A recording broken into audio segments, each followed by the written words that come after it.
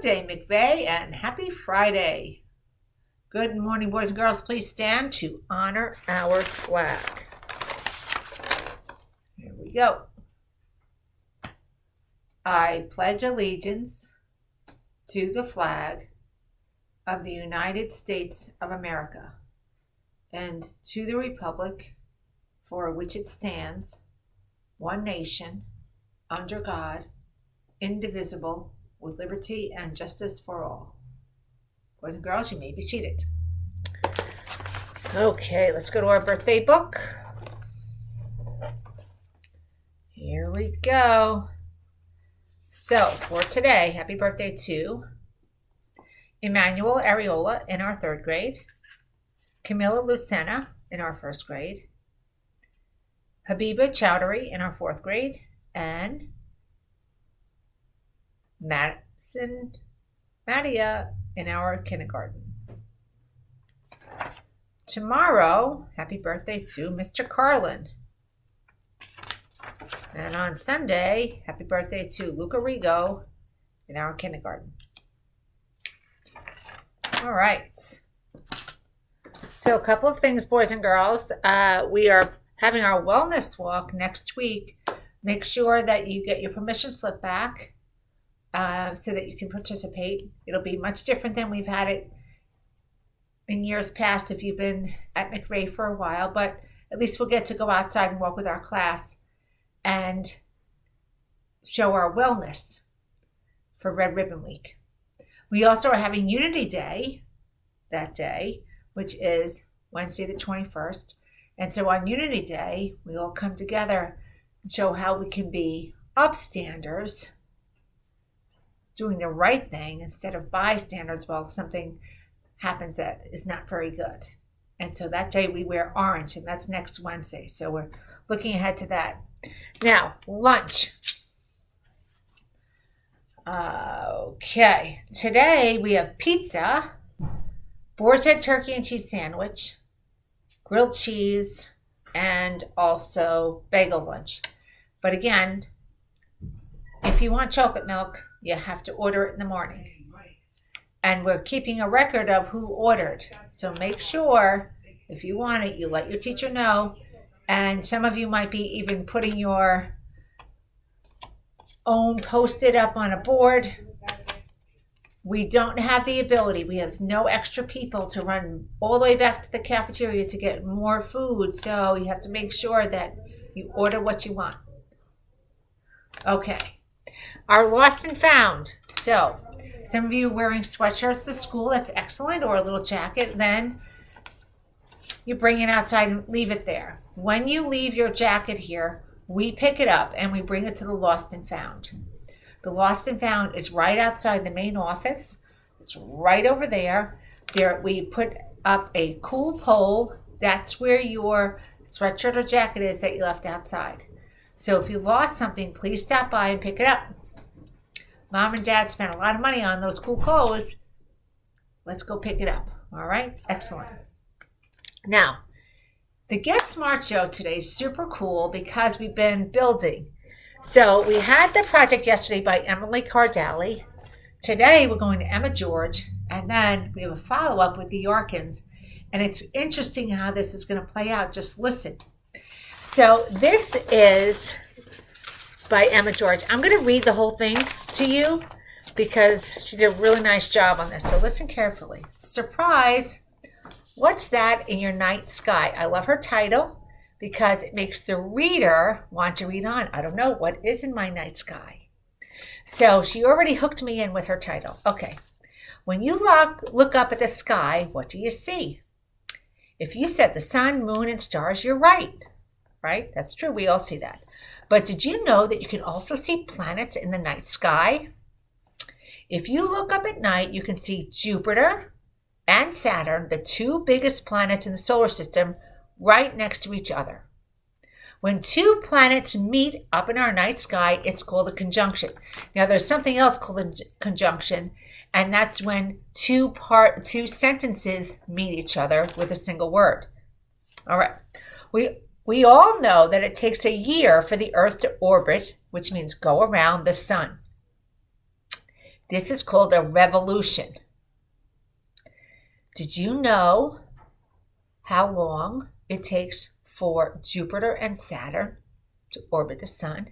It takes Jupiter 12 years and Saturn 29 years. So the Earth, so let's take a look. Let's suppose that this is the sun and this is the Earth. For the Earth to move around the sun, you get the idea, all the way around the sun, 1 year. For Jupiter, it takes 12 years. It's much slower. And for Saturn, super duper slow, 29 years. Holy moly. Okay, but here's where it gets super cool. Listen, the conjunction, so that's when the two planets come together, of Jupiter and Saturn happens every 20 years. So every 20 years, Jupiter and Saturn come together in the night sky. This means, the last conjunction of Jupiter and Saturn was May 28th, 2000. 2000 plus 20, 2020. The next conjunction will be December 21st, 2020. This year. Yeah. Now, December 21st is also another cool date. Why? Somebody needs to figure that out. This will be their closest conjunction. So they'll be the closest that they've been since, you ready? 1623. That's like 400 years ago. But you don't have to wait until December. You can see the two planets even now. After this year, the planets will start separating, and we won't see them together like this again until, if you said 2040, you're right, because remember, it happens every 20 years. Don't miss it. Did you know that there are other planets that you can see in the night sky? But she says, but wait, that's a whole nother project. And take a look at how she ends it. Now, the other thing that Emma did was she drew her house and where the planets are in the night sky. So this is at 8 p.m. and 3 a.m., which means that either she knows where they'll be at 3 a.m. or she was up at 3 a.m. Well, so here's Emma. Here's her house. East, west, north, and south. So if I was going to put this proper, it would be like this. So she would be standing on this side of her house, and there's Saturn and Jupiter. That's her backyard. Now, for those of you who remember, in the summer, I sent out a Connect Ed call to all of your houses about a very cool event in our solar system where all of the planets could be seen in the night sky. And in fact, the Yarkin sisters were somewhere else in another country, and they were able to see it too. And I remember them emailing me about that. Okay, well, guess whose project is next and also in the solar system? Yep, one of the Yarkin sisters. So I want to thank Emma for this cool project, and I'm going to be reminding you about this because this is a very cool event where you can go out and see those two planets together in the night sky. Well done, Emma. All right. So last but not least for today, before we get to our Mighty Kind moment, we have our Getting Smart Through Art. We have a couple of students to highlight today. All right. First up is Olivia Squilante with her Halloween theme. She's in our 4th grade. Here's Gianna Vegas, also in our 4th grade. Super duper cool. And I don't know if you know what this is. It looks like a silo to me. I love this. It's very much a fall theme. All right. And finally for today, Andrew Oberhaus. Halloween theme. Nice work, Andrew. All of you who are getting smart through art, love it. All right. Finally, our Mighty Kind moment of the day. I'll be going to one of our, okay, drum roll, dun, dun, dun. All right, here we go. All right. Picking up my bouquet. All right. Here we go. I'm not sure who this is from, so this is called Anonymous. That's right. Okay. Ooh, this one's very cool. This one might be a quote that I saw in a book about Winnie the Pooh. I'm not sure though. Okay, but anyhow, sometimes the smallest things take up the most space in your heart.